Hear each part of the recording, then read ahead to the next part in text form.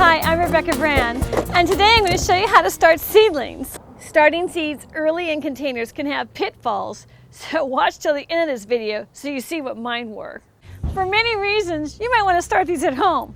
For instance, you may live in a very cold climate. You may have pests. You may have crows. You may have bugs. Sometimes your garden's off to a better start by starting your seedlings in a protected environment. I have come to my local Ace hardware store. They had a ton of seeds. I looked through them all and I found what I needed. I found carrots, radish, beets.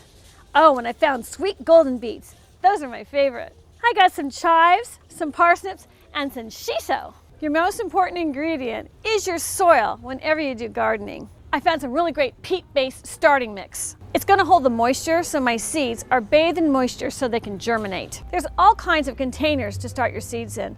I chose a large big black tray, and also I have depthful pots for starting seeds because that's going to be great for my carrots. Drainage is really important to seeds because you don't want to drown them. So you have to poke holes. If you have issues, this is the fun part of the recipe today. So we're going to put our potting soil in our containers.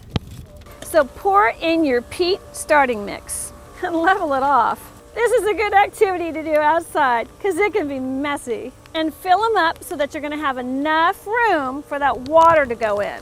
And if you get some too full, share with your neighbor. I want it to come to 1/2 inch of the top of the tray. For the quick method of planting, what I'm doing is I'm going to sprinkle my seeds in. This is what carrot seeds look like. They're super fine. I'm going to put just a pinch, so maybe there's 10 seeds or less. These germinate really well if your seeds are fresh, bought that year. You're sprinkling it like salt. There. And then you pour soil on top, about 1/4 to 1/2 inch. And with just a little hole in the top of the bag, it goes really easy to do this part. With this layer of soil, then you spread it down and tap, tap, tap, and get every one. And the deal is, you don't really care if you have 15 seeds germinate. All you really care about is 4, 5, or 6 in each of these pots. Now let's plant our radishes. With a trowel, I'm going to make a perfect line down the center, just like that, and sprinkle them in. Now do the next line. Every seed of the radish is about 1/2 inch apart. You do not need many seeds. I got extra. They're going back in the pack. And gently cover them up. Pat them down.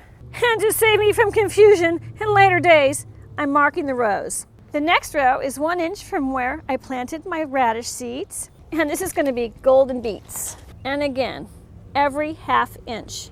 And that's all you need. Too many, goes back in the pack. Cover them up, pat, pat, pat. He gets his little marker. Bing! Here's the red beet line. These are early wonders. These are going to sprout quick and grow fast. This variety you can plant outside early too. They'll be the first beets in your garden, and cover them up. Mark them down.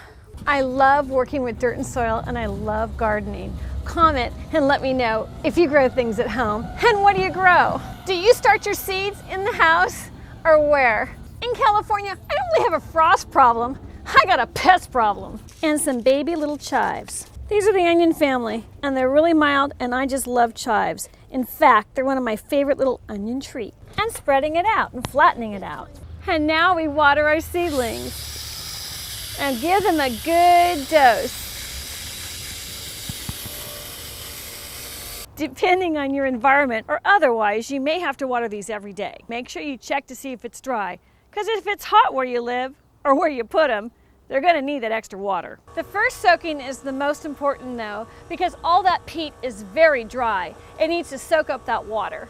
So here they are at 7 days. We have 3 rows of little sprouts, the beets and the radish. And at 14 days, they're doing better. They're growing up a little taller, but they grow very slowly.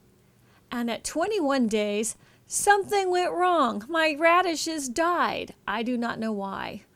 Look at that. Darn it all. At 28 days, we can see the beets have done really well. Both the early wonders, those are the big ones, and the sweet golden beets.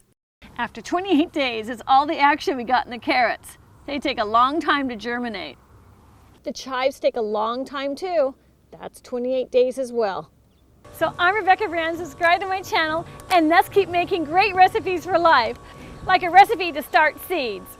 Ace is a place for the helpful hardware folks. Thank you, Raul. Thank you for coming in.